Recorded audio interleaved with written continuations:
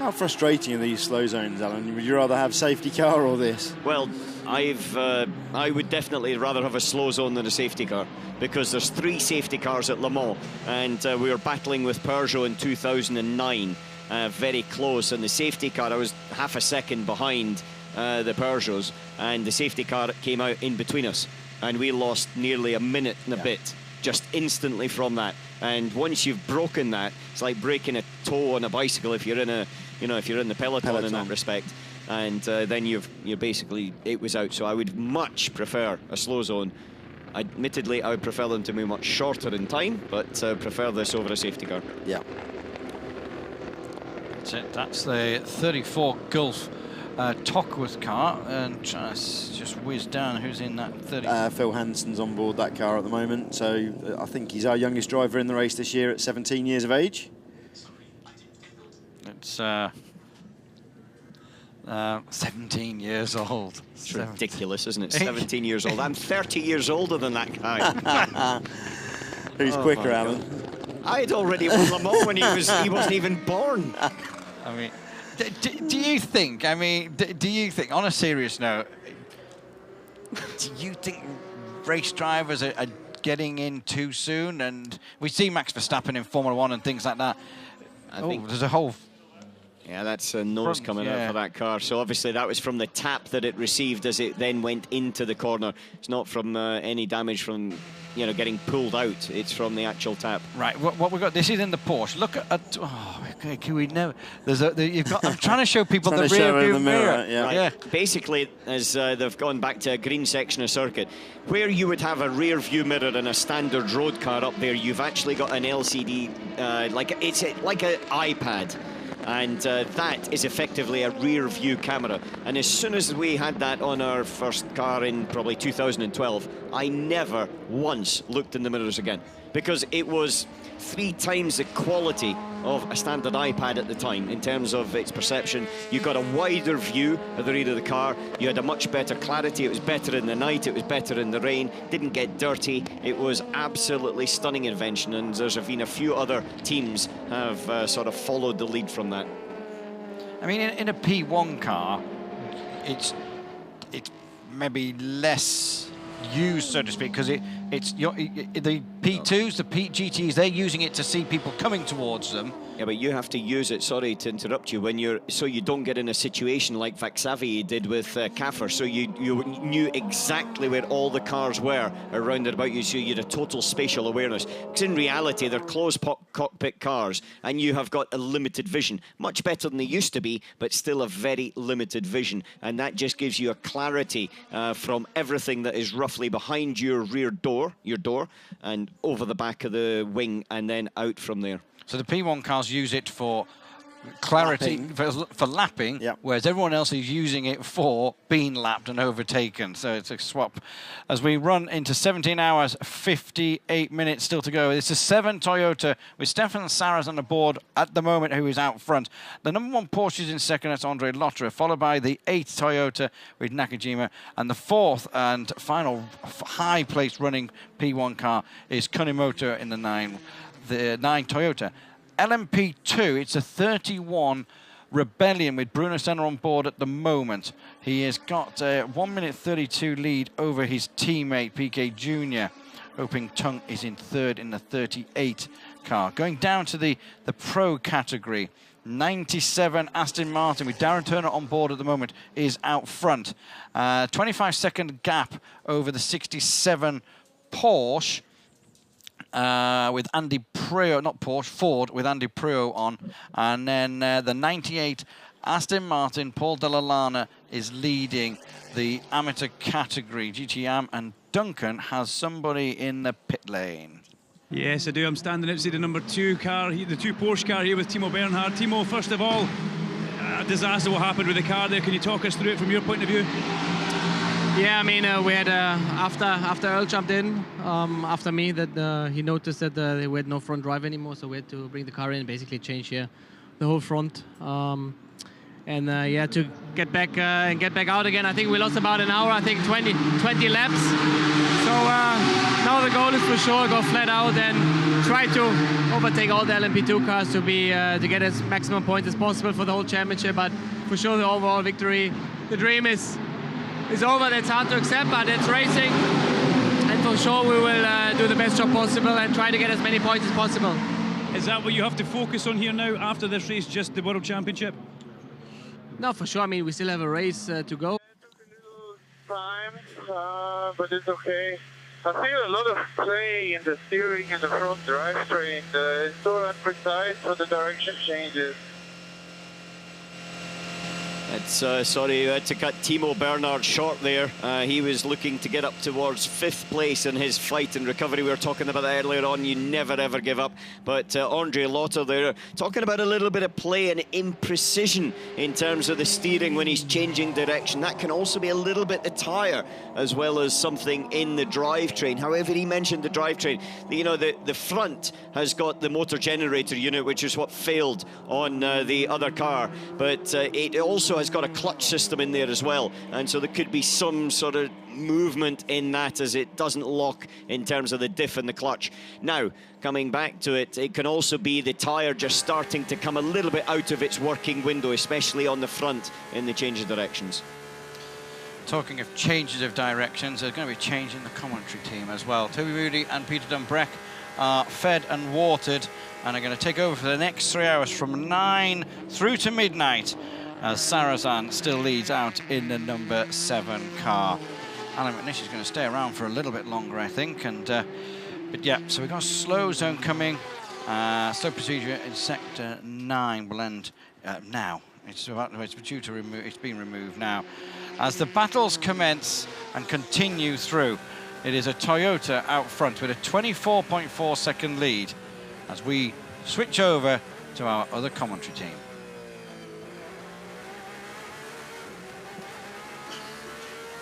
Yeah, 2 Porsches there running down behind the Ford of Joey Hand.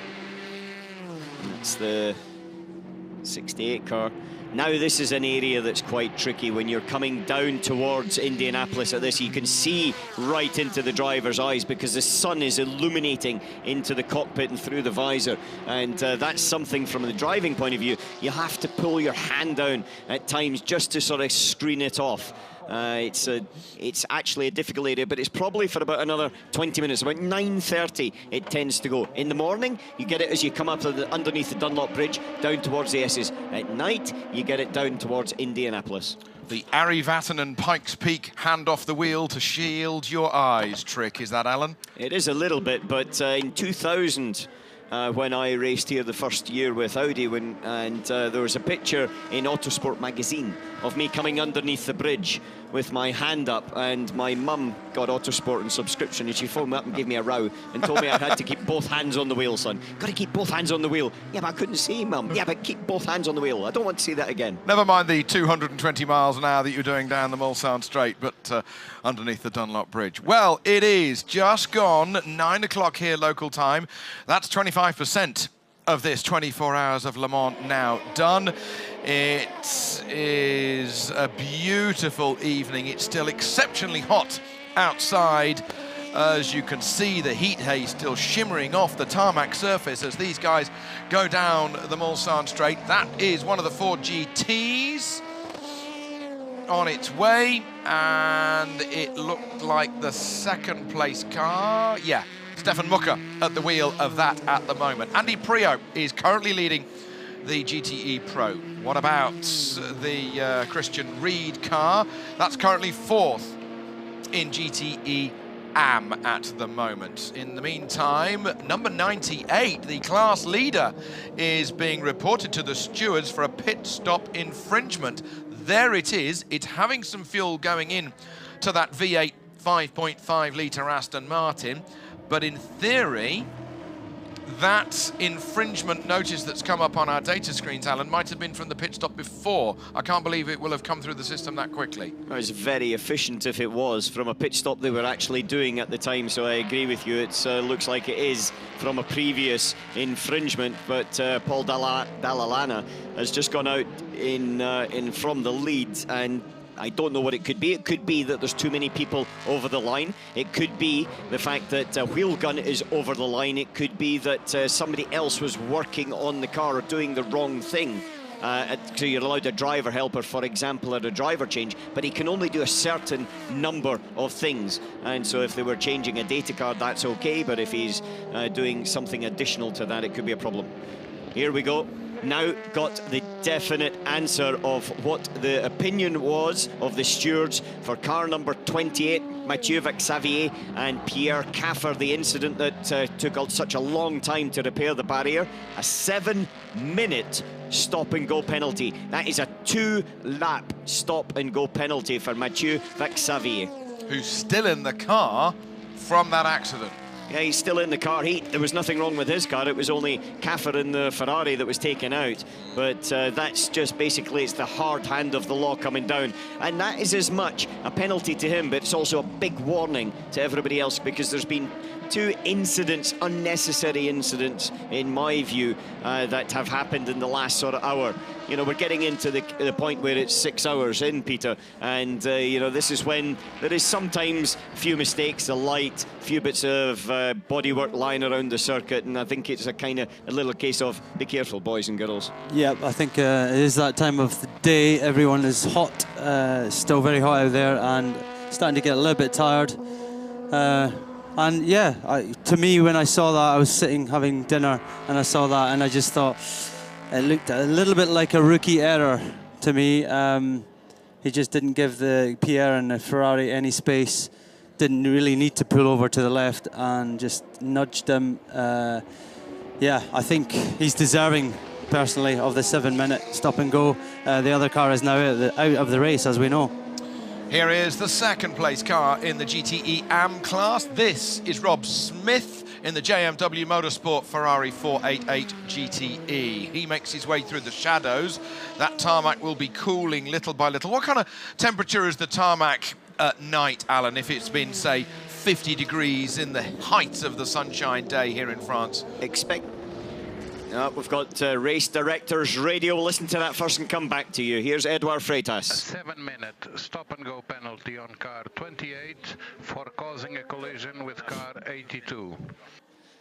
Well, that's clear exactly why, in perfect timing for a replay of that incident. Eduardo Freitas actually started as a marshal, and he marshalled here at Le Mans. And so, therefore, I'm sure his marshals, his guys diving to the side for cover was also another thing that he was slightly concerned about. I also heard, worse, we were out of the commentary box, that even if they'd been able to get that Risi Competizione Ferrari back to the garage, they haven't got enough bits. Yep, not they haven't got enough bits. Even so if it was repairable, the chassis was still straight. I think there was going to be quite a lot of stuff that would need to be happening there, as we're, Peter, you can say it. Yeah, well, obviously coming up on the screen, we've got number 98, which is Paul Dall'Anna, speeding in the pit lane. So I don't know if that was in front, maybe on the way in. They caught him speeding on the way in, and the camera went to the car at that point, so we got some notification of that, and so he's definitely going to have to serve some kind of penalty for that, probably a drive-through or a stop-and-go. How sensitive is the measurement of speed, measuring in the 60 km/h zone, 36 miles an hour, when they come into the pits? Is it a line in the road, or is it, again, GPS? There's a line in the road, yeah. It's that line in the road right out there in front of us. Yep, so there's a wire, there's a loop. Yes, there is. Okay. So you might get away with 60.4, but if you hit 61, yeah, you're probably going to get a penalty. Oh, it's that tight? Oh, yeah. One click, end of story. Well, look, there is a limit. If you go over the limit, you could be 63, 64. It's over the limit.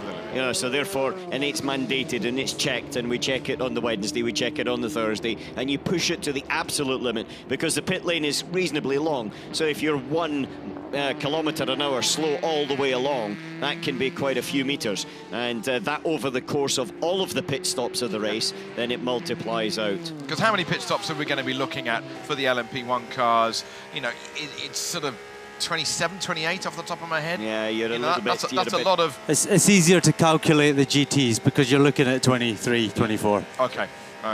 You're looking similar numbers now because they're on a roughly a similar sort of strategy in terms of the LMP1s. LMP2s much, much more because they're only doing 10 laps per stint. An LMP1 and a GTE are doing about 14 laps per stint. Just one thing coming back to, because Steve Thorough has just tweeted me a little thing saying, still waiting for an answer, better to retire after 7 laps, as the Collis did, or on the last lap as Toyota last year. For me, definitely retire at the beginning. You don't have to go through the hard work and pain of the whole race and then be so close to touching glory and for it to slip through your fingers. Yeah, I would go with I agree. Being out right at the beginning of the race. Jump in that car, drive home. The road car, not the race car. Yeah. So there. But likewise, Alan, very painful if you haven't been able to even get in the car to show your wares, show your goods, show that you're quick. Like Alex Lynn didn't get in the car. Yeah, he showed he was pretty quick in qualifying, so I think he's okay. But for them, that is bitter disappointment because they had a very strong chance of victory. I think, in all honesty, the Collis car that went out first was going to always be struggling there in terms of performance. Well, Andreas Seidel on the left-hand side and the Porsche management discussing how they can turn a 25-second second place up to the leader. That's the gap between second and third position now. That is under 1 second. Yeah, it is, but Lotterer's also kept Sarrazin really, really honest. The gap's gone 22, 23, 24, 25, in that sort of area. It hasn't actually extended out. Andre Lotterer's had a very, very good stint in the car. And but however, Nakajima is on it, and he's pulled right up on the back of it. Half a second, the gap between the two of them as they go over the start and finish line in towards the Dunlop chicane. I would expect from Tetra Rouge down into Mulsanne is probably, sorry, Tetra Rouge down into the first chicane is probably where we're going to see some sort of look down the inside. Yeah, I think so. It all depends on the top speed, whether he can get there. I think he's certainly got quicker speed through the corners. He seems to, as you say, he's closed up. He took 3 seconds out on, or 2 seconds on that last lap. So let's see now. He got a little bit of a gap going in, so he'll pick up the toe. It's all down to engine power now and a toe. Yeah, but remember as well, they recuperate hybrid energy into the next corner, so we can inhibit that recuperation, and that will help him in terms of his top speed. However, if he does that, he'll gain there, but he loses coming out to the next corner in terms of the boost. So about 205 miles an hour that the pair of these cars were hitting as they went down into that first chicane. Now the battery will start to flash and it'll decrease in level as the hybrid energy, the electrical energy, is utilized to go up to full speed again, using the four-wheel drive, using every single little bit of aerodynamic slipstream he can get off the back of that LMP2 car, and he's still right on his tail as he comes into the second chicane, the Michelin chicane on the back section. Well, this is where the pole position, I think, was started. The big gain was coming into the next corner, into Mulsanne, where the Toyota was much, much quicker than the Porsche. However, the Porsche of Lotterer's got a little bit of help because of that GT car. A little bit it's a big risk to take a dive down the inside here, though. No, but if he can do it by the time he gets to that turning point, then he's in a different position. Out of Mulsanne they come. They'll have that sunshine in their eyes very soon, you say, Alan, once they've gone around this kink? Yeah, around the kink, that's where you get it. Boom, there's the light, and you can look deep into their eyes, and it's just getting lower and lower and more into that nasty little eyesight line where you're sort of squinting, and then suddenly you're into sort of more darkness. Well, I think that's that gap spread out a little bit now, because Lotterer's got through past both those cars in a clean run, whereas Nakajima is now going to be stuck until he comes out. Yeah, still hasn't got by, so that's a big gain for Lotterer there.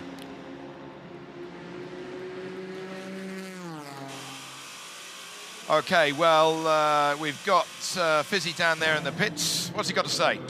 Giancarlo Fisichella, not the way we wanted to meet you standing in civilian clothes after what was effectively a great run in the Risi Competizione car. What are your thoughts right now? My thought is, I think around the circuit there are guys who are, you know, crazy. What the maneuver did Vaxivier was completely crazy. It destroyed our car, it destroyed our race, maybe it destroyed our season. And I am really, you know, I have no words when it happens something like this. there are 2 cars in front of you. They are fighting in a braking point at 300 kilometers an hour, and you got in the internal corner and you go to the left. It's amazing, amazing. It's incredible. I have no words about it. Okay, I'm sorry, mate. I can see you're very disappointed there, and already the garage emptying at Risi Competizione, guys. Yeah, Fizzy's been around the block, hasn't he? You know, in all his years of single-seater racing and so much World Endurance Championship racing, he's not happy at all, and quite right too. You see the replay of just how much Nakajima got held up. That gave a little bit of breathing space, 1.5 seconds the gap, so it's not a lot of breathing space in reality for Lotterer. So, and I think he'll close that gap again quickly, but yeah, as we saw, a little bit unfortunate with that Corvette there. The Nakajima thought he was going to be able to pass on the inside. The Corvette didn't really give him any space to go by, and he was careful not to touch it, so he just lost a little bit of time. Still waiting to see what the stewards have got to say about Paul Dalla Lana leading GTE AM. If speeding in the pit lane is going to get him a penalty, we'll have to see what happens on that one. Rob Smith is second at the moment. Sally Yuluk, another Aston, is in third. So the Ferrari in the middle. Leading GTE Pro is still the Ford of Andy Priaulx from the Ferrari of Michele Rugolo, who is replacing Lucas de Grassi because he injured his... Sorry, Darren Turner, my apologies. Darren Turner leads the class in the number 97 Aston Martin from Andy Priaulx. Andy Priaulx 17 seconds behind and closing in on Turner's Aston Martin. Apologies to the Aston Martin Racing Squad for that one. Here is the 7-minute stop-go penalty for Mathieu Vaxivier for causing that accident that put the Ferrari out of the race. Guy, and you sit there and it's front of your pit as well, so all your mechanics and everybody's looking at you. That's going to be a long, long 7 minutes.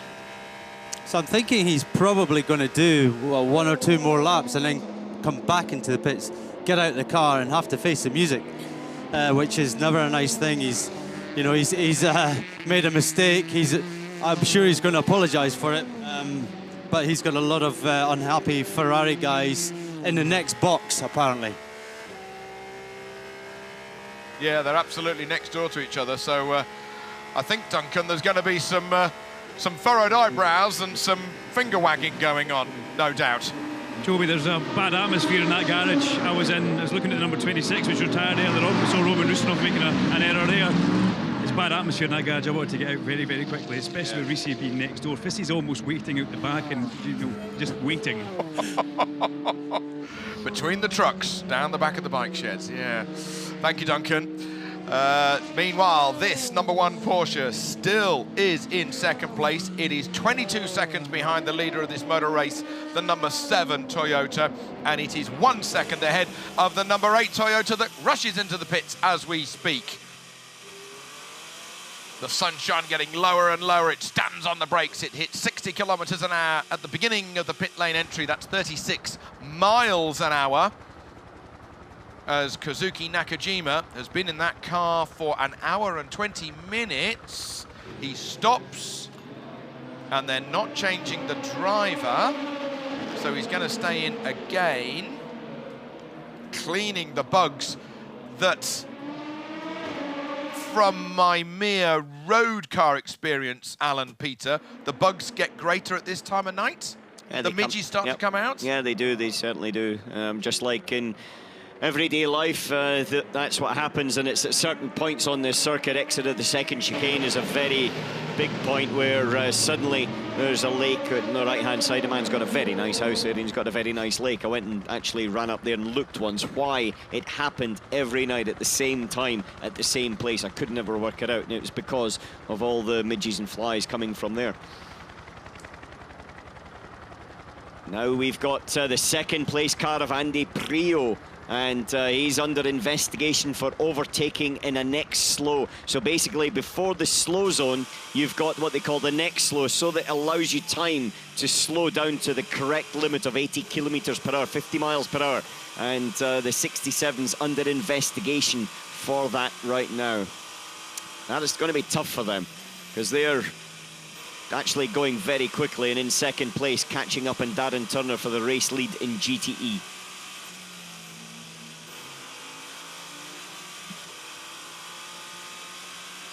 We've got the Toyota 8 on board. The time where there is a little bit of time to breathe. It's not only the 67, this looks like it could be quite a few, because also Antonio Garcia in the Corvette is under investigation for exactly the same thing. Yeah, they're probably running nose to tail, weren't they? So maybe weren't watching, or... I don't know what it's about, to be honest with you. The only time I've seen that is when it has actually been happening, or alternatively, there's been a very slow car on track, and that's where it's happened. But anyway, we'll find out soon enough, I'm sure. In the shadows goes the... oh, how close can it get? As the helicopter can't even keep up as they go into the second chicane. That is the number 8 Toyota of Kazuki Nakajima. Meanwhile, here is a GTE AM Ferrari on the left and a GTE Pro Porsche on the right-hand side, making sure that he is giving that Ferrari a lot of space. You can see the midges through the headlights. You can see the bugs hitting that car. Goodness me, I've never seen that before at Le Mans. The sheer amount of insects that are floating around on the circuit at that point is quite stunning. In the meantime, in front of us, off camera, we have got the lead car coming in the pits. Stefan Sarrazin in the number 7 Toyota is in the pits as we speak, making his 8th pit stop.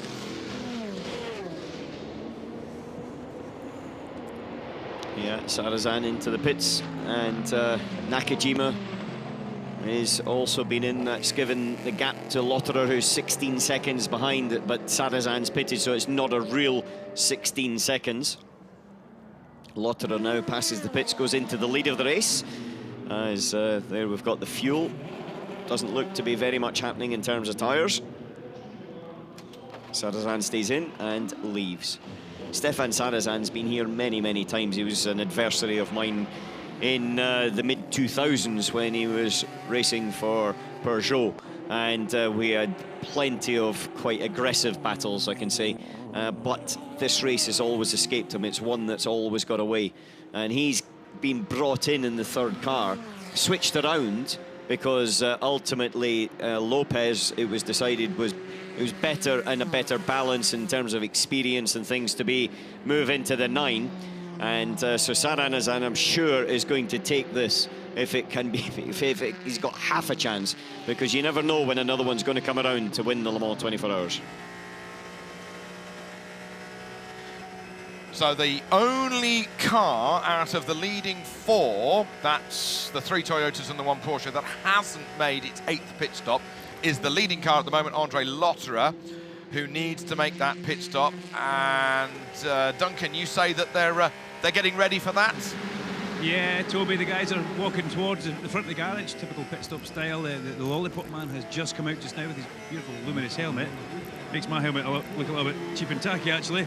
But this Porsche still going very well. As Alan was well aware, we spoke to Andreas earlier on, and he gave that wry smile and the double thumbs up about the number 2. Just unfortunate what happened to that car happened, taking him well at the running. And when we spoke earlier on to Timo Bernhard, he's basically focusing on the rest of his championship year now. This race is done, they're just going to try and get out there, get as many points as they can, but it's all about the championship for them guys. Remember, you get given the points as per you finish in class. And there are only 5 LMP1 cars in this motor race at the moment. Yeah, there are. There's 3 Toyotas and 1 Porsche. The Porsche is leading, however, that's not a true lead because Andre Lotterer's is an extra pit stop. Stefan Sarrazin is leading, and then the battle between Nakajima and Lotterer, who are pretty much nose to tail before Nakajima dived into the pits. Kunimoto, who is in the 3rd Toyota, car number 9 at the moment, is 2 minutes 9 seconds behind. On board with the number 92 Porsche, Kevin Estre at the helm. Just 0.4 of a second back of Joey Hand in that Porsche, in that Ford GT. There is your leader on the road, Andre Lotterer. We expect him to be coming in just a couple of corners' time as he exits the Porsche curves in that 919 hybrid.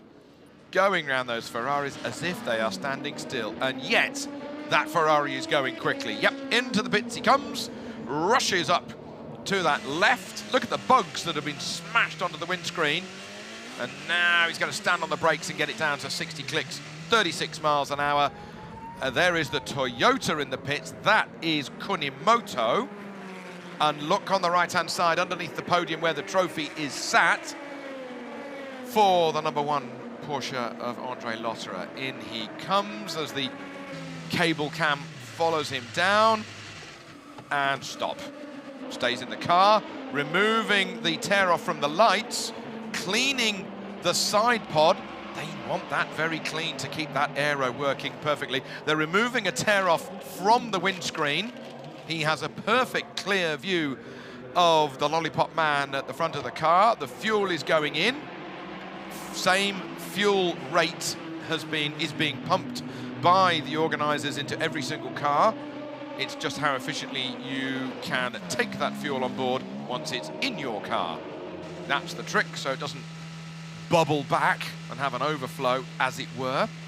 He makes his way towards the end of the pits. He makes his way towards the end of the pits, and he's on his way.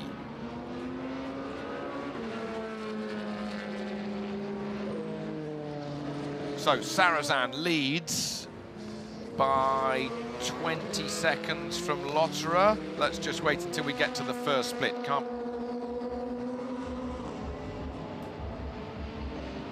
As the Toyota is right on his tail of Nakajima, so that's second and third position just going through your shot.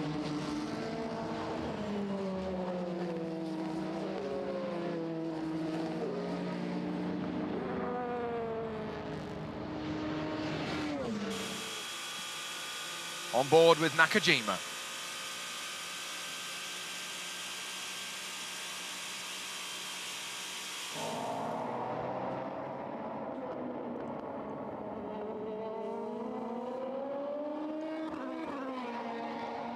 The #2 Porsche, which is way down the order. Brendan Hartley at the wheel. He's just come into the pits for his pit stop. Another pit stop, but he's got a lot of work to do. He's doing laps. He's doing laps, but well, he's 5th in class at the moment, but how high he can get by the end of the race is another discussion. Second and third on the racetrack is here right in front of you, ladies and gentlemen. Sarrazin, as I say, 22 seconds on the road. So leading 3 are within 22 seconds after 6.5 hours of racing here at Le Mans. Not bad, not bad. No, not at all. Leading 2 in in GTE. Here we're on board now with Nakajima right behind Lotterer as they dive into Mulsanne corner. A couple of cars up ahead, that'll actually help Andre because he'll be able to get a bit of a draft for them. But it's the Ford and the Aston Martin now that he'll be looking at. Is he going to be able to get past those before he dives into the right-hander of Indianapolis? Immediately you look far ahead and you're trying to predict as the Toyota's closing, but Lotterer's staying in the middle of the circuit. So he's forcing the Toyota around the outside. Is he going to have enough speed? No, he's not. He's not going to be able to do it. And as they sweep into the right-hander at 160 miles an hour, standing on the anchors, up 2 gears out of Indianapolis, up towards Arnage. And then the whir of that turbocharger that you can hear from the underneath the engine cover of that Porsche. Little bit 956, 962. As he got a great run, steaming past him he goes. Up to second position goes Kazuki Nakajima. A round of applause from the Gazoo Toyota Racing Squad, and Neil Jarni not so impressed. Interestingly, these two are teammates in Japan. Same I was going to say Formula Nippon there. Super Formula team, Toms. So they see each other every race weekend over in Japan and race against each other. And here they're racing here as well. On board with Andre Lotterer. That sun strip over the top of his windscreen is translucent. It looks solid black. It looks as if the drivers can't see through it from this angle, the outside angle, but it's a translucent sort of sun tint, sun visor, and it needs to be translucent because otherwise you can't see up to Eau Rouge when you're going down towards it at Spa. That was an enormous difference of speed. that was sheer Toyota power. Well, it was also the boost of the hybrid in terms of where he's using his hybrid boost, and so I think he saved it a little bit earlier and then used it when he had enough of a draft, and that made it look like just basically it hit a massive boost button, which in effect he had. Lotterer had no way to do anything about it. That was kind of done and dusted. Looking at a warning on the screen, Sam Bird has to be very careful from now on. He's had a black and white flag for constant abuse of track limits. So he is what? He's in 5th position in the pro class, zone 6. That would be onto Tête Rouge, would it? Yep, Tête Rouge. So it's Tête Rouge and basically the karting corners are the two where you gain a lot of time. And if Sam's done it more than a few times, then the long arm of the law could come down. On board again with Kazuki Nakajima. It is a Toyota 1-2 here at the Le Mans 24 Hours. The crew in good spirits. Good spirits down there. So far, so good. Yeah. Yeah, but then they know the race isn't over until that checkered flag comes down more than anybody else. They know better than anyone, yeah. Anybody else.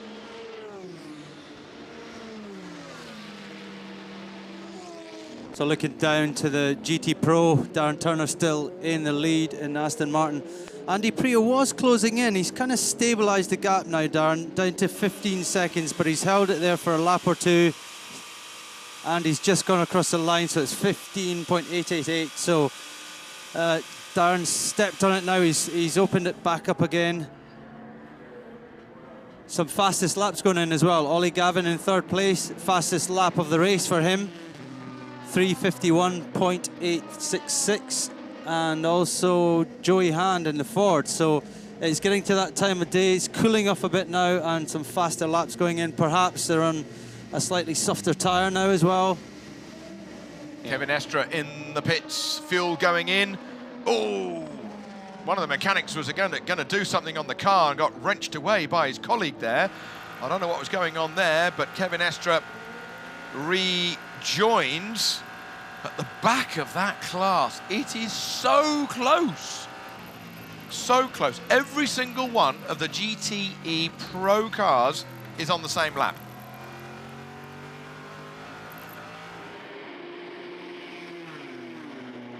The sister car, number 91, Fred Makovici. He's the leading Porsche in that class, and he is 2, 3, 4, 5, 6, 7, 8th in class. Goodness me. Yeah, I've never seen GT Pro this close. It's so close.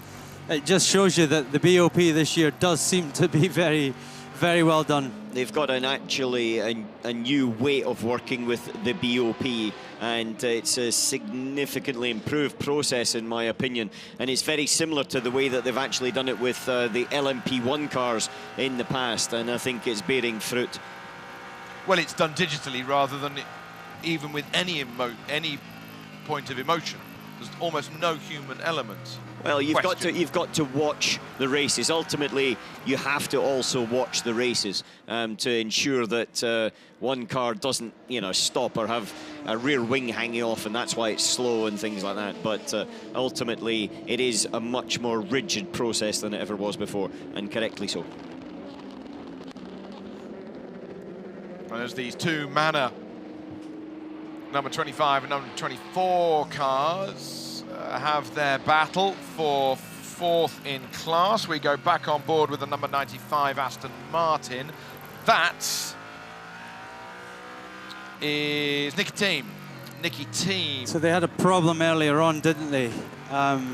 They led for the first stint or two, and then they had an issue which dropped them right to the back. So he's climbed back a little bit, but they were the fastest car by a mile at the start of the race. Yes, they were leading the class for some laps, some time. A question from Charles Bradley. Who's the best lineup at Le Mans this year? Toyota or Porsche? The winning one.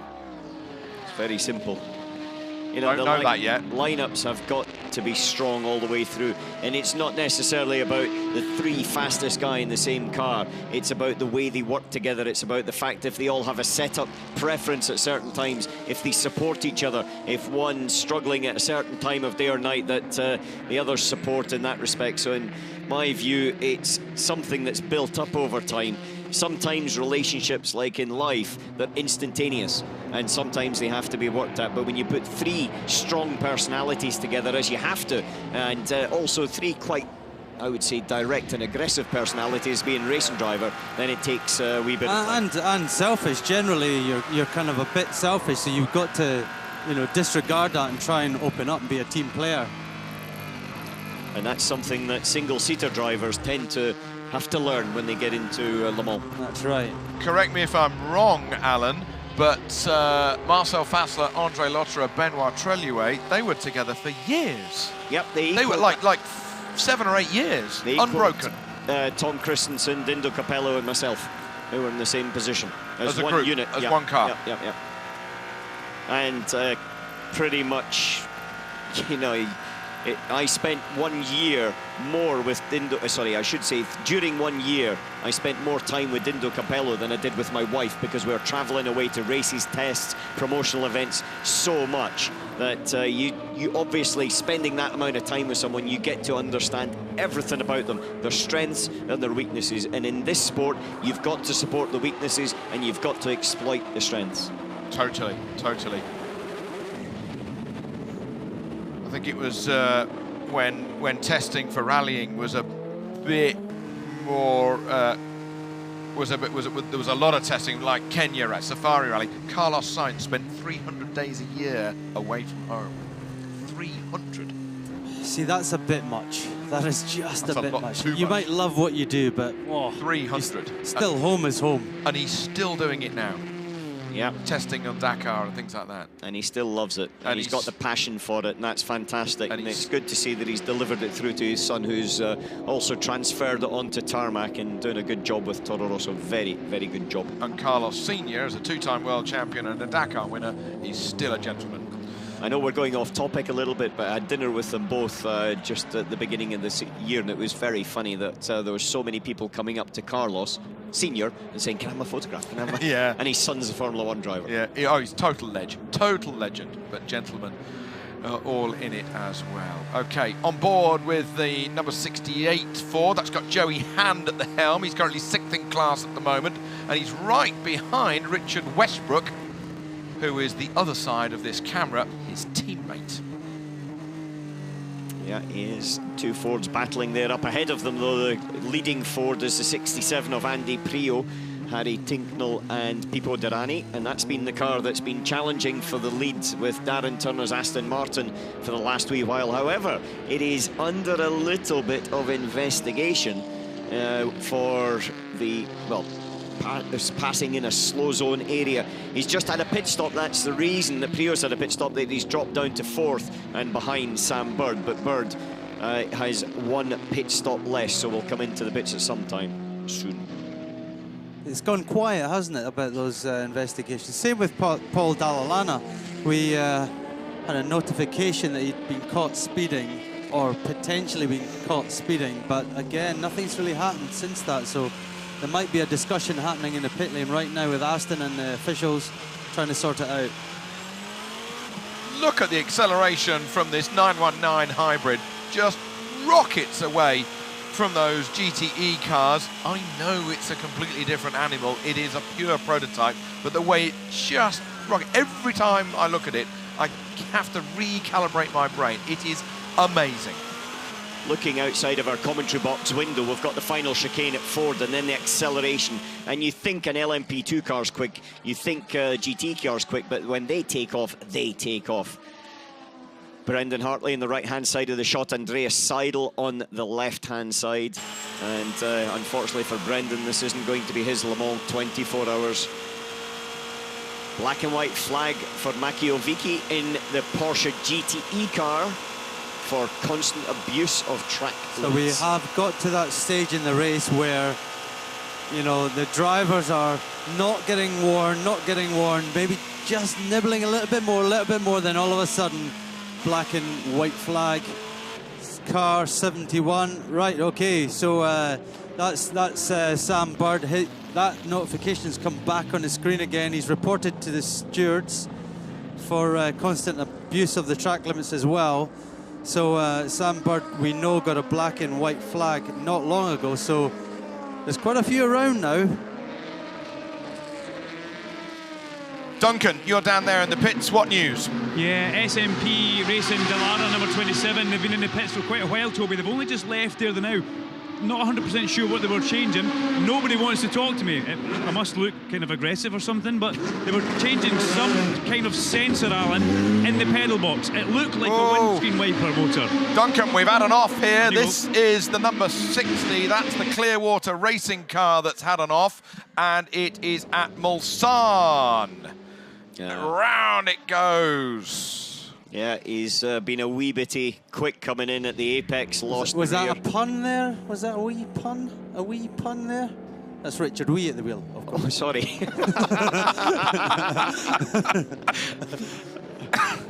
You couldn't make it up. No, it's just natural humour there. But yeah, that car down in 52nd place, so it's all they can do is just to get the car around and try and make it to the end of the race. He'll get pulled out of there. It shouldn't be too much of a problem. Might have a slight flat spot in the rear tyres. Hopefully be able to get away with that, but yeah. So Darren Turner into the pits, leader of GT Pro. They're going to use this time, double yellow down there, maybe slow some other guys down. By the time they arrive there, it should be gone and back to clear track.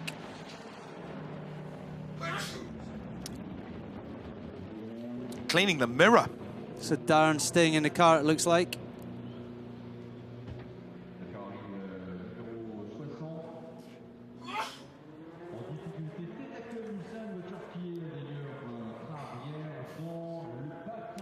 Yeah, it feels like a long time when you're sitting in the car and it's refueling, but then you've got your eyes pinned straight on the guy with a lollipop in front of you. As soon as he lifts it, then your finger's on the button to start the engine and go. And go, indeed, he does, as he accelerates out of the pits up towards the Dunlop chicane. Darren Turner on his way. LMP2 car comes through, either the Bratislava car or the jumbo Dutch Dallara. Now we've got a big burbling 5.5 litre V8 coming down pit lane with Ollie Gavin just coming into spots. You can see the floodlights that are held in the aluminium structures above these pit stop areas. Cleaning the rear camera just with a tiny little bit of rag, just looking underneath to make sure there's no damage with the fins on the diffuser. Tearing off the tear-off. You don't want to tear off that too quickly because it actually leaves residue vertical marks down the new tear-off and the new screen, which then naturally your eye just focuses on that little mark because you can see it's there. Leaves a little bit of glue almost. It's basically, it's like a glue, so you have to be slow and gentle. But there's the Aston Martin pulled in front of him, and the Corvette's a little bit slow. It looks like he's stalled, and he hasn't been very quick to get away. Not because of the Aston, but just because of the way that he's got the steering angle as he came out. Then you've got to get a bit of throttle onto it to drop the clutch and get away. It's interesting, all these cars, all these GT Pro cars in on the same lap. There's no kind of stagger. They're all bang, bang, bang. They're all coming in. So car 60 lifted out the gravel. I'm sure if they just stick him down on the tarmac there, he'll be able to get going again. Richard Wee is in that car, the Clearwater Racing Ferrari. And you can see all the different attachments that they have got that travel with the World Endurance Championship to fit all of the different chassis, all of the different cars here. 60 of them that we started with for this 2017 Le Mans 24 Hours. That's a good view of where the old pits was, of course. The signalling area on the right-hand side. They used to give them the pit board there in the days before ship-to-shore radio. And somebody would be down there for the whole race with a piece of chalk and a large blackboard. Right then, Back to the Mulsanne straight. We've got a Signatech Alpine, the blue car, third in line, coming up behind the TF Sport Aston Martin, which is fifth in class at present. It goes past that. And Stefan Mucker, I think, a little bit further up the road. Just out of shot, the helicopter struggling to keep up. And the Corvette going for a manoeuvre into the left-hander. Yeah, passing the AM car, braking in the middle of the road. He doesn't want to sort of squeeze back, and it was just before the yellow flags there. And so he had to get it done prior to turning into the left-hander and then into the slow zone. And so Muka really pushed through to get that delivered before he got into that slow zone. Slow zone because the Clearwater Ferrari is being picked up. Yep, hoped out the gravel trap. As they toodle off up here. When it's one slow zone, it's not too bad if you've got multiple. And sometimes if it's cold conditions, Toby, a slow zone or a safety car procedure just breeds another one because you lose tyre temperature and lose tyre pressure. But with these temperatures, then it looks like everybody's okay. And we've got two slow zones because through the Porsche curves, there's going to be another slow zone for these guys to arrive upon in a few corners' time. What's happened at the Porsche curves then? Is it a slow zone or a yellow? Yeah, it was on the map. It was a yellow. I bow to your superior experience. Well, I read the screen, actually. That's what I said. As they make their way out of Mulsanne. Oh, hello, that's the Bratislava car, number 49, the Ligier that's gone off. Indianapolis, entry to Indianapolis, he's gone off. Flat spotted those tires. Miroslav Konopak.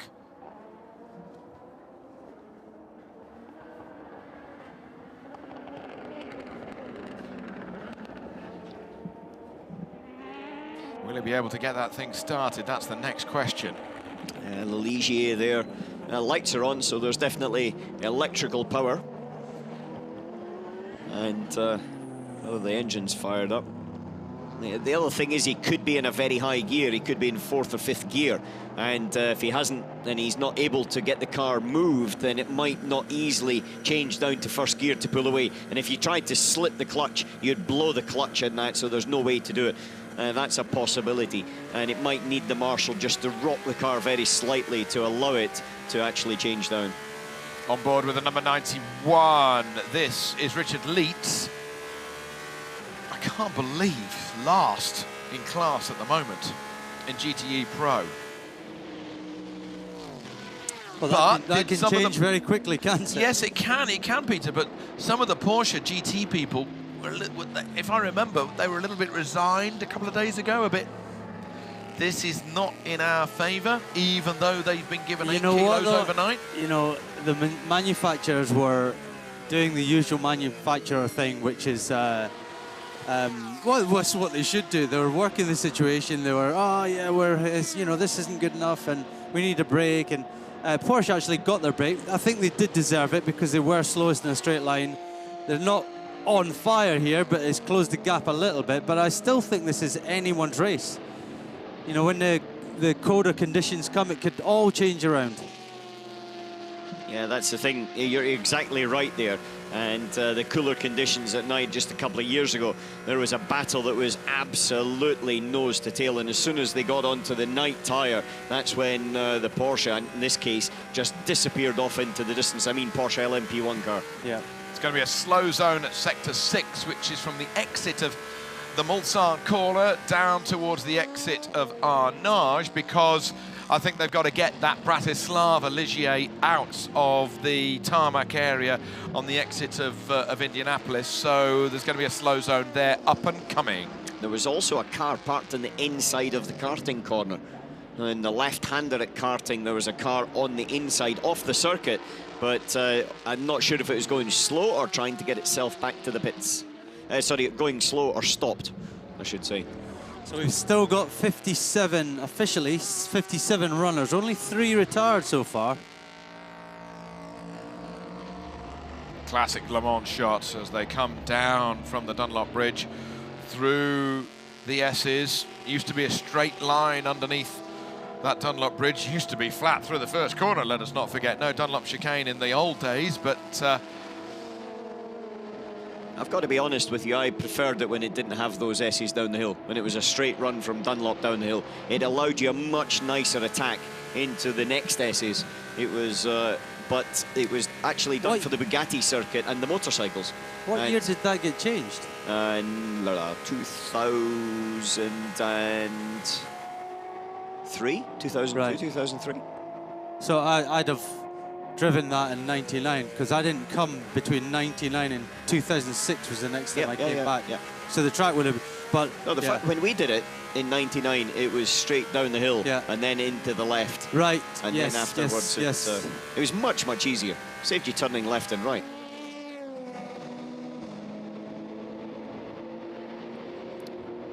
still it's reasonably light here at Le Mans. The sun has just disappeared over the horizon as the Keating Motorsports Riley has another moment. It's already been in the barrier at the first corner about 4 hours ago or so, and that is in the Porsche curves. That's the one I was talking about, the karting corner. That's the car that stopped on the inside. In the meantime, the yellow Bratislava car has got going because that's just come past us at the end of the lap. So, yeah, Miroslav Konopka is on his way. Now we have the yellow flag in this slow zone because of the Keating car that is in the middle of the Porsche curves. People have got going, some people haven't got going. There seems to be a bit of confusion as we got GTE cars rattling past LMP2 cars on the exit of Mulsanne because the communication hasn't quite got through to those LMP2 drivers. Well, there was definitely no yellow flags there, so these guys did the right thing. But there's also a little monitoring system in all of the cars that shows the yellow flags and things, so therefore they've got to be aware, they've got to be looking at their data display, but also looking at the flag marshals as well. Sun may have gone down over the grandstand, but it may not have gone down over the horizon from our viewpoint. Just look at that. The height of summer here at Le Mans this week. The grass is no longer green, it has been scorched to an oasis kind of brown tan colour, and it's very dry, but it's very hot for these drivers. As the leader in LMP2 comes down pit lane, Bruno Senna at the wheel of the Rebellion, and stop, absolutely on the money, just 10 centimetres further than the zero marker that they mark on that yellow tape that they put on the pit lane floor. Mechanic just checking the brake discs, making sure they're okay. I think the LMP2 guys are saying that should they need a change of brakes, won't take them too long at all, should they need it. Yeah, it doesn't take too long. Stalls it, gets going again. Couple of seconds lost, precious time. So there's some confusion between these guys. Has he done something? They're looking as if we've forgotten something. Hope everything's all right. Leader of LMP2 on his way. Saying about changing brakes, then it may not take long, but it takes longer than if you don't change them. And the second thing is that it always has a chance then to induce a problem. You know, if they don't get the levers in and the piston pops out and things like that. And I know from personal experience, having lost a 24-hour race at Daytona because of that exact situation. Quite sensitive about it. Don't mention it, Peter. I shall say nothing. In the meantime, the number 32 United Autosports car, Hugo de Sadalier, comes into the pits. That car currently is 7th in class. United Autosports, who've been so successful in recent years, winning the European Le Mans Championship, and a couple of young drivers in here. With then Felipe Albuquerque, former teammate of yours, if I remember well. Albuquerque. Yep, Felipe joined Audi and delivered, and he's also run very, very well for Jota in LMP2.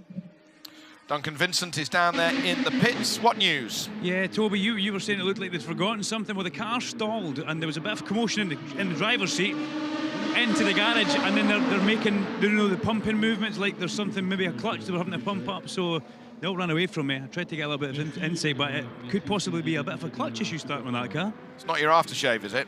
Well, you know, I have that effect. So let's keep an eye on that Seneca. And we got a spinner. That is the IDEC Ligier of Lafargue, and Zollinger. And it's going to be a moment here. Round he goes. Oh, that Porsche, Dempsey Porsche, had a bit of a moment. Which way, left or right? That's not the first time we've seen that situation with that car. You know, it's unusual to see direction. so many, because they came by here, probably about 15 of them all together. It's almost as if they got released behind a safety car. We know they had the yellow flag slow zone, but yeah, I'm surprised they're all so close together.